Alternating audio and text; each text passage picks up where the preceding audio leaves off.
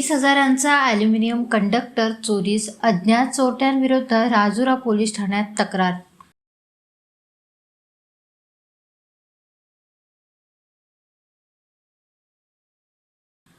महाराष्ट्र शासनाच्या RDDS योजनेअंतर्गत सुरू असलेल्या वीज प्रकल्पाच्या कामासाठी ठेवण्यात आलेला महत्त्वाचा साहित्य साठा अज्ञात चोरट्यांनी लंपास केल्याची घटना उघडकीस आली आहे।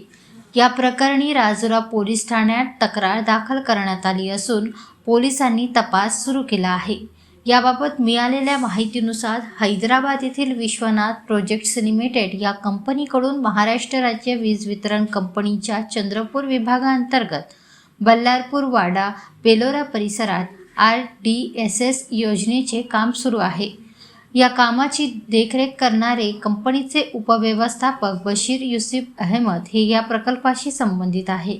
प्रकल्पाच्या कामासाठी वराडा, बेलोरा, चिड्डी, मारडा व चार्ली या गावांमध्ये लोखंडी खांब उभारून त्यावर ॲल्युमिनियम कंडक्टर बसवण्यात आले होते। यापैकी चिड्डी गावाजवळील ठिकाणी बसवलेले 5,550 CKM लांबीचे ॲल्युमिनियम कंडक्टर अंदाजे 20,000 रुपये किमतीचे अज्ञात चोरट्यांनी चोरून नेल्याचे निदर्शनास आले। 13 डिसेंबर रोजी सकाळी 10 वाजता कामाची पाहणी करताना ही बाब लक्षात आली।